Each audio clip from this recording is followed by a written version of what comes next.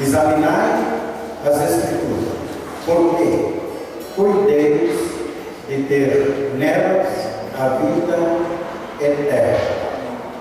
E são elas que de mim testificam. Evangelho de João, ainda capítulo 7, e o versículo 37, depois nós iremos no Salmo 29. João 7,37, disse Jesus: no último dia, o grande dia da festa, Jesus pôs-se em pé e clamou, dizendo: se alguém tem sede, que venha a mim e beba. Salmo de número 29. Salmo de número 29. A partir do versículo 1. Tributai ao Senhor, filhos dos poderosos, dai ao Senhor glória e força.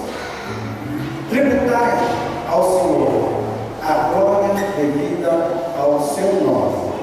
Adorai ao Senhor na beleza da sua santidade.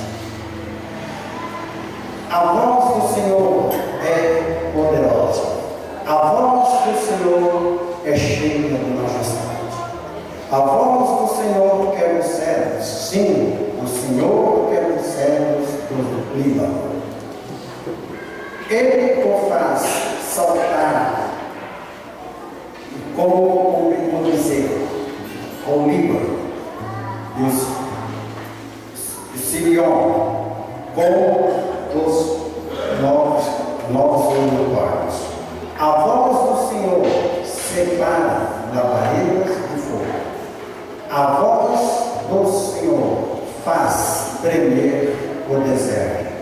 O Senhor faz tremer o deserto de Cádiz. A voz do Senhor faz parir as forças e desnuda as fêmeas. E no seu tempo, cada um de glória. A voz do Senhor se assentou sobre o dilúvio. O Senhor se assenta como Rei perpetuamente. A voz do Senhor dará força ao seu povo. O Senhor abençoará o seu povo com paz. Amém? A ação do culto de ceia, talvez alguém até possa estar pensando o que tem a ver o salmo a qual nós lemos com o culto de hoje. Jesus Cristo, ele disse no versículo citado por todos, e diz assim: examinai as Escrituras e delas testificam de mim. Hoje nós temos o Novo Testamento, o Antigo Testamento. Quando Jesus disse examinai as Escrituras, ele não estava referindo-se ao Novo Testamento que hoje nós temos. Ele estava referindo-se aos 5 Pentateucos. Quando Davi escreve esse salmo que nós acabamos de ler, sabedores de todos que o Novo Testamento não tinha. Jesus não ainda havia nascido. E Davi só tinha somente os 5 livros da lei, que eram os 5 Pentateucos, os 5 livros. E para nós entendermos o outro versículo que Jesus disse, que nós acabamos de ler, que no último dia da festa, ele se pôs em pé e disse: quem tem sede, venha a mim e beba. Amados, eu convoco a todos nesta manhã para junto comigo fazermos uma viagem interplanetária. Nós iremos voltar algumas centenas de anos atrás,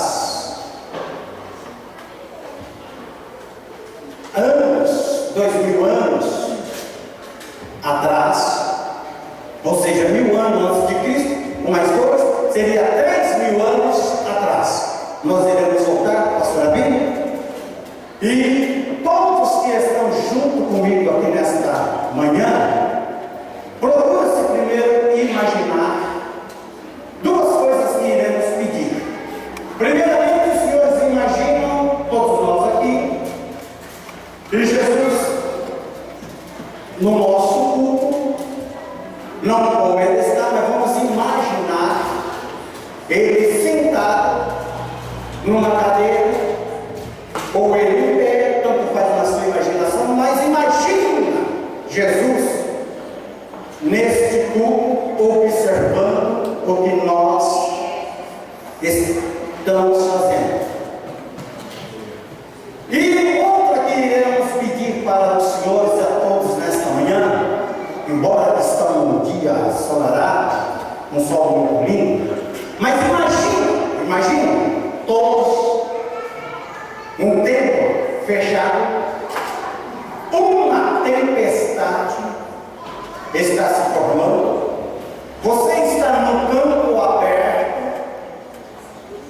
e você começa agora a observar que começa trovões, raios, ventos, começa a observar uma forte tempestade se levantando,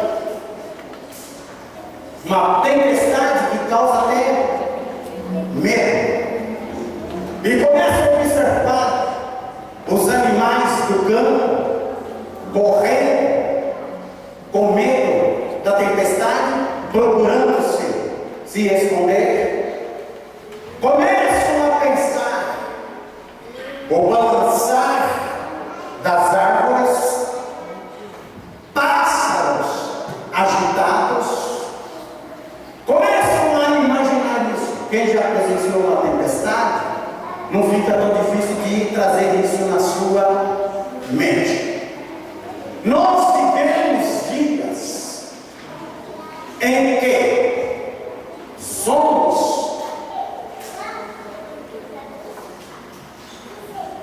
ou vivenciamos tumultos, turbulências e ouvimos vozes, ou seja, há 10 maneiras de ouvirmos vozes: voz de Deus, voz do Senhor Jesus, a voz do Espírito Santo, a voz do diabo, a voz dos demônios, a voz humana, a voz dos animais, a voz da natureza e a última voz não identificada, a voz do além.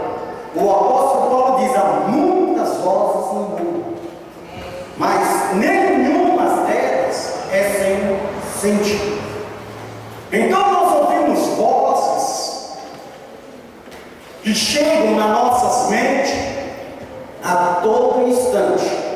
Eu não sei qual a voz que você ouviu hoje ou durante esses dias, no meio dessa tempestade, porque quando Davi escreveu o Salmo 29, ele estava presenciando, ou tinha passado, mas ele estava vendo uma tempestade.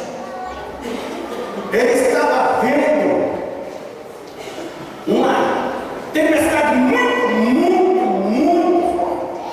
E no meio dessa tempestade que estava acontecendo, ele conseguiu, no meio da tempestade, ouvir a voz de Deus. E nessa manhã gostaríamos de falar sobre os efeitos da voz de Deus no meio da tempestade.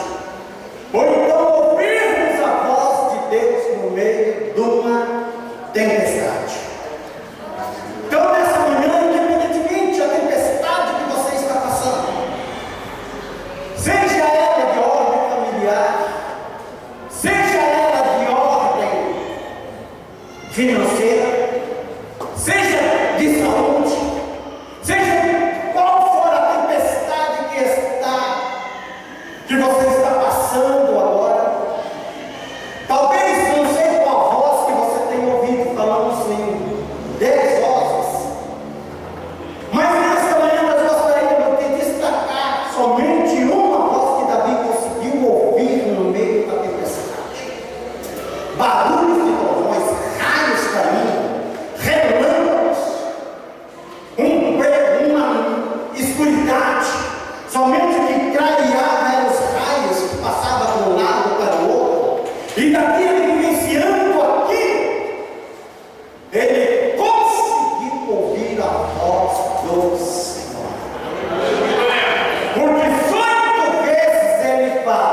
sobre o Senhor Yahvé. 18 vezes nesse salmo ele cita o nome de Yahvé. E 7 vezes ele ouve a voz do Senhor. E era um dia festivo. Que interessante, Davi escreveu esse salmo num dia festivo. Qual que era a festa que eles estavam comemorando? No nosso calendário seria exatamente nesse mês de julho, no mês 7, no dia 10 do mês 7, no calendário judaico, e eles comemoravam lá, seria no mês de outubro, que era a festa do tabernáculo. E o que eles faziam nessa festa, amados? Amados, eles faziam uma coisa muito interessante. Era quando eles iam a Jerusalém, numa caravana. E nesta manhã eu gostaria que cada um dos senhores, das senhoras, dos jovens, todos, imaginasse você com um jarro de água, com jarro. Você está com um jarro. E todos eles, quando iam para essas festas, eles iam com um jarro. E eles iam para esta festa. Era o único dia que era permitido eles escravizarem, eles saírem fora de todos os protocolos e dançar, cantar, saltar, se alegrar. E eles iam ao ponto como nós encontramos que Davi, quando traz a arca, e que ele vem dançando, salmodiando, e ele é até repudiado por uma mulher, mas ele tinha motivo deles dançarem, porque como eles traziam, e eles se ajuntavam em torno da arca, que representava a presença de Deus, aquilo tinha uma história. Qual que era a história? Quando eles faziam a colheita, eles colhiam os frutos, e eles iam então a Jerusalém nessa festa, e chegava no último dia da festa. Estamos compactando a mensagem. Chegava no último dia da festa, que eles cantavam, eles se alegravam, porque eles tinham tido um ano promissor, um ano de bênção, um ano onde eles haviam feito uma grande colheita. E quando eles iam a Jerusalém nesta festa, eles iam dançando, pastor Maurício, e eles iam salmodiando, e eles iam com um único objetivo: nós iremos na festa. No último dia da festa, nós iremos pegar os nossos jarros de água, nós iremos até o santuário de Deus, e nós iremos fazer uma homenagem, porque tributar é você homenagear, é você retribuir. É por isso que eles começam dizendo: tributar ao Senhor. Então eles vinham com aquela finalidade de chegar no santuário, e no último dia da festa, eles agradecerem a Deus por tudo, e também eles pediriam a Deus que mandasse chuva no próximo ano, que tendo chuva teria alimento para os animais, teria água para os teria uma boa colheita, porque a chuva ia regar as suas plantações. Ou significava, nós fazendo isso, nós estamos garantindo um outro ano abençoado. E numa dessas festas, Davi começou a observar. E ele começa a ver agora aquele povo com aquela agitação, porque era uma festa, meus amados. Eles dançavam, que era dança, ou era da prosperidade. Eles dançavam em forma de estrelas, eles faziam umas danças em forma de uns estrelados, que aquilo que eles queriam dizer, as constelações celestiais, os céus, vai produzir chuva, e eles faziam penitências, vamos assim dizer, aquele sacrifício. E Davi começa a observar isso. E Davi agora começa a observar que chegou no dia, o grande dia. O sacerdote, o sumo sacerdote, eles pegavam agora, quando acabavam de pular dentro do templo, o sumo sacerdote chegava na escadaria do templo e ele transmitia uma bênção para o povo. E todos que estavam ali, por isso que disse nessa manhã para você pegar um jarro de água, que você já vai entender, todos ali naquele momento se alegraram, ficavam contentes, porque o sumo sacerdote apareceu. Isso significava então que Deus havia recebido o sacrifício da lei e agora restava que era o encerramento da festa, a última coisa que eles faziam. E também está presenciando isso. É interessante que olha, amados, Davi era um apaixonado por Deus. Davi era um homem apaixonado por Deus.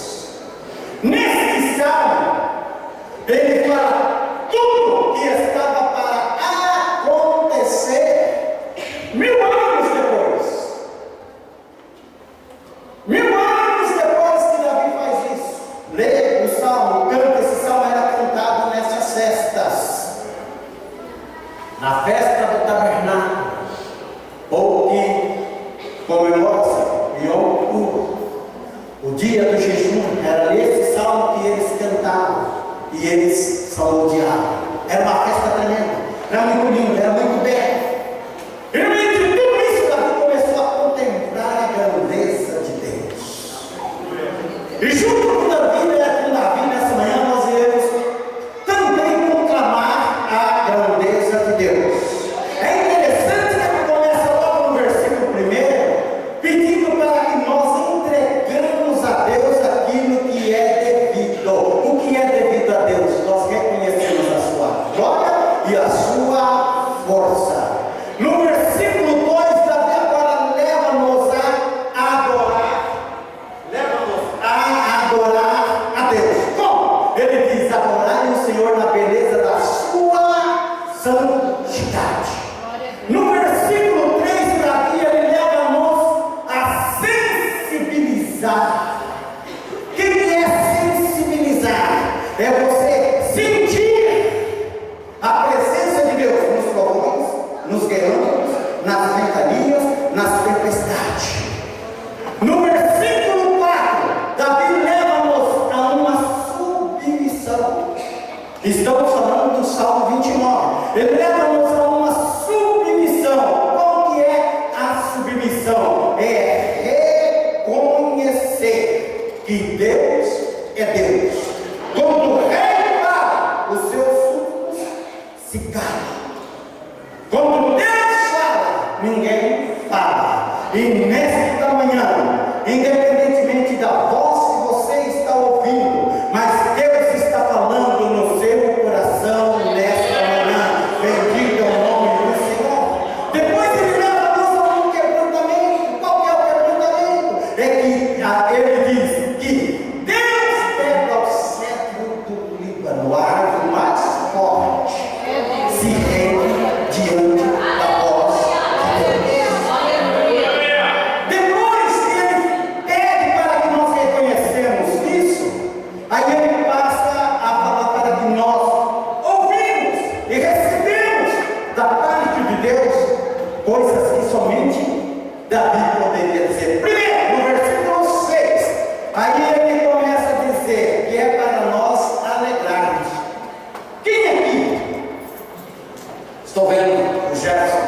ali, e ele tem lá os seus boi e o bezerro. De manhã cedo, quando você abre a porteira, que jeito os bezerros saem da porteira? Os bezerros saem saltando. E ele está dizendo para que nós fazemos como o bezerro pela manhã, é saltar, independentemente da tempestade, meus amados. Alegra-te na presença de Deus nesta manhã. Aí ele pede para que nós reconhecemos o poder divino de Deus através do Espírito Santo. Ele fala das chamas de fogo. E no versículo 9, ele fala para que nós tememos o teu nome, porque até desertos treina. No versículo seguinte, ele fala para que nós agradecemos a vida, porque Deus faz parir a corça e Ele cuida da cria da corça. E no versículo 10, ele pede para que nós reconhecemos que Deus é o Rei dos Reis. Deus é maior do que o reino das trevas. Deus é maior do que o reino da terra. Não existe ninguém maior do que o nosso Deus. E no versículo 11, ele encerra com uma coisa muito linda. Agradece tudo isso, mas eu quero levar vocês agora a um pensamento. Quando ele nasceu, foi dito lá nas alturas: paz na terra. E o versículo 11 encerra dizendo: Deus dá paz ao seu povo. E no tempo certo cada um dá glória.